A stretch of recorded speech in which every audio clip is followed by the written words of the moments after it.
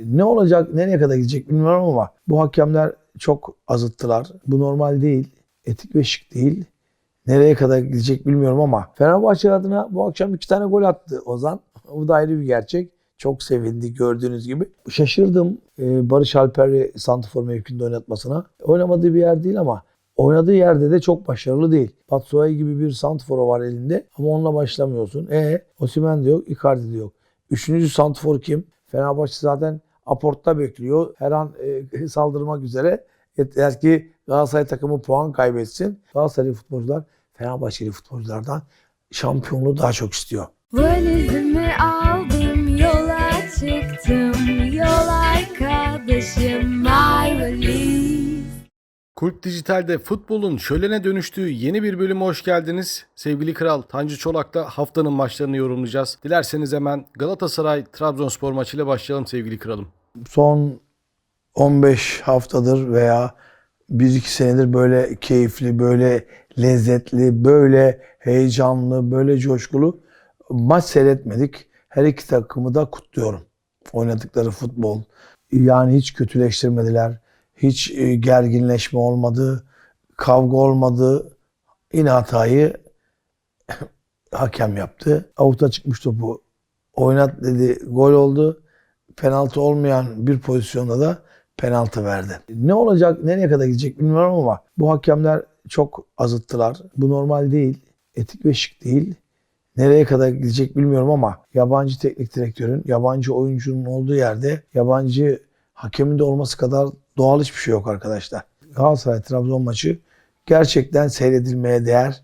Keyifle, heyecanla seyrettik. Goller birbirinden güzel. Özellikle Yunus'un, Barış Alper'in, Mertens'in veya Sara'nın oynadığı o kadar güzel oyunlar var ki özellikle Galatasaray ikinci bölgeden üçüncü bölgeye, gol bölgelerine çok rahat gidebiliyor. Çok rahat pozisyona giriyor. Hakeza dün akşam oynanan maçta da Trabzonspor hiç bu kadar güzel, iyi, kaliteli, istekli, arzulu pozisyona giren bir Trabzonspor görmedim. Ayrıca Trabzonspor'u da kutlamak istiyorum.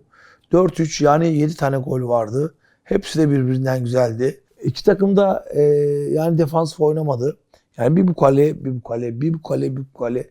O kadar güzel, o kadar keyifliydi ki zamanın nasıl geçtiğini bile anlayamadık. Türk futbolu adına güzel bir olay. Her iki takımı da canı gönülden kutluyorum. Tabii ki Galatasaray şampiyonluğa bir adım daha yaklaştı diyebiliyorum. Çünkü böyle bir maçlar çok zordur. Eksik oyuncuları da var. Osimhen yok, Icardi yok, Nelson yok. Birçok oyuncusu eksik. Ama buna rağmen özellikle sahada kazanmayı isteyen, çok koşan, arzu eden, hırsıyla, azmiyle, kuvvetiyle, motivasyonuyla sahada her şeyi ortaya koyan bir Galatasaray takımı vardı. Kutlamak lazım. Baktığımız zaman diğer takımlara işte Galatasaray'ın o arzusu, o isteği, o sevgisi, o birlikteliği Galatasaray'a çok şey kazandırıyor. Galatasaray forvetsiz başladı maça. Barış'ı ileri uçta değerlendirdi Okan Hoca. Ama fırtına gibi bir ilk yarı vardı. Ne dersin? Şaşırdım Barış Alper'i santrafor mevkinde oynatmasına. Oynamadığı bir yer değil ama oynadığı yerde de çok başarılı değil. Kanatta oynaması bana göre Barış Alper'in daha doğru, daha güzel olur. Santrafor mevkisine Barış Alper'i koyarsan golü bulamazsın ama ben şunu merak ediyorum. Batshuayi sen niye oynatmıyorsun? Güvenmiyor musun? İnanmıyor musun? Futbolunu mu beğenmiyorsun? Tarzını mı? O konucuya sormak isterim. Batshuayi gibi bir santrfor var elinde ama onunla başlamıyorsun. Osimhen de yok, Icardi de yok. Üçüncü santrfor kim? Veya golcüsü? Bana göre Batshuayi ama sen Batshuayi ile başlamıyorsun. Ama o Batshuayi ikinci yarı oyuna giriyor. Mağlupken skoru 4-3'e taşıyor. Farkında mısınız? Okunacağım farkında mısın? Santforce oynama hocam. Sen Montella'ya yol ver hocam. Sen Montella değilsin. Montella saçmalıyor. Sen bari saçmalama hocam. Ya Santfor oynamadan bir takım nasıl gol atabilir hocam? Bana bunu bir izah etsenize. Edin Dzeko, En-Nesyri yoksa bu takım gol atabilir mi? İkisi de Santfor. Veya Icardi, Osimhen yoksa nasıl gol atacaksın hocam? Neyle atacaksın hocam? Niye Osimhen'i aldın? Hocam niye Icardi'yi aldın? Santfor'suz bir futbol var mı? Sen Batshuayi oynatmıyorsun. Barış Alper'i oynatıyorsun. Diyeceksin ki kimi keseyim? Ha, onu bilmem. Onu sen bileceksin. Ama bilinen bir gerçek var. Batshuayi'nin de bu takımda iki santrfor olmadığı zaman oynaması gerektiği düşüncesindeyim. Niye böyle bir saçmalıklar yaptı? Onu da anlamış değilim. Bunu da Okan'a sormak lazım. Valizimi aldım, yola çıktım. Yol arkadaşım my valiz. Galatasaray 1. bölgeden 3. bölgeye çok hızlı hücum geçişleri yaptı bu maçta. Trabzonspor orta sahasını bypass etti. Sadece Trabzonspor orta sahasını bypass etti demeyelim. Şöyle ki her iki takımın da orta sahasını bypass etti dersek daha doğru söylemiş oluruz ama yani Galatasaray'da özellikle Yunus, özellikle Sara, Oliveira, Mertens bunlar hepsi çok koşan, ayağa top oynayan, ikinci bölgeden üçüncü bölgeye çok rahat topu taşıyabilen, çok isabetli ara paslarıyla birinci bölgenin arkasına koşturabilen bir takım taktiği var. Baktığın zaman gerçekten Galatasaray ikinci bölgeden üçüncü bölgeye veya birinci bölgeden ikinci bölgeye çok rahat güzel geçişler yapıyor. Bu her takım yapamıyor ve pas isabeti o kadar fazla ki pas hatası yapmıyor. İsabetli pasların oranına baktığımız zaman istatistiklerin hepsinde Galatasaray daha üstün. Bu da çok normal. Baktığın zaman birisi 230 milyon euroluk takım, birisi 105 milyon euroluk takım. O yüzden tabii ki fark edecek ama bu akşamki Trabzonspor bana biraz ışık verdi. Skoru bulmak, gol pozisyonuna girmek onlar için de kolaydı. Çünkü Galatasaray'ın defansif vurgusunda da işte Muslera yanlış pas atıyor. Abdülkerim topu kaptırıyor, gol yiyor. Bunlar şımarıklıktır. Birinci bölgede yapılacak hatalar zincirine kendisini de koyuyor. Çünkü birinci bölge çok zor bir bölge. O birinci bölgede sen kendin topla oynarsan kaptırdığın zaman golü yersin. İşte orada birinci bölgede oynamayacaksın. Uzun vuracaksın. Birinci bölgedeki oynayan oyuncuları, defansif oyuncuları biraz daha orta sahaya yakınlaştırıp dönen topları alarak hücuma katkıda bulunmak çok daha önemli. Bunu Galatasaray daha fazla yaptı bu akşam. Değerli hocam, son dakika golleri şampiyonluk alameti mi? O takımın havaya girmesi, o şampiyonluğu çok istemesi, o arzu içinde olması ve daha çok koşup daha çok istemesinin sebebi kazandırıyor zaten şampiyonluğu. Son dakikalarda gelen goller de o takımın nüvesinin mağlubiyeti ve beraberliği kabul etmeyişi, galibiyete odaklanması ve skoru bulmak için tam takım halinde baskı kurup pozisyon buluyor. Yani zaten ne kadar pozisyon bulursa o kadar avantaj. Nitekim de 90+9'da Batshuayi'nin attığı veya rakibin kendi kalesine attığı gol 3 puanı getirdi. Bu 3 puanı deyip geçmeyelim. Fenerbahçe zaten aportta bekliyor. Her an saldırmak üzere. Yeter ki Galatasaray takımı puan kaybetsin. Ama Galatasaray takımı puan kaybetmeye elverişli değil, hazır da değil. Çünkü Galatasaraylı futbolcular Fenerbahçeli futbolculardan şampiyonluğu daha çok istiyor. Ve şampiyonluğa Galatasaraylı futbolcuların o isteği Galatasaraylı futbolcuların şampiyonluğa yakın olmasına sebep oluyor. Bu da bir artıdır ayrıca. Mertens'in inanılmaz bir performansı vardı. Yani sanki 38 yaşında değil 28 yaşında. Bir yıl daha kontrat yenilenmeli mi hocam? Bu Mertens'e bağlı.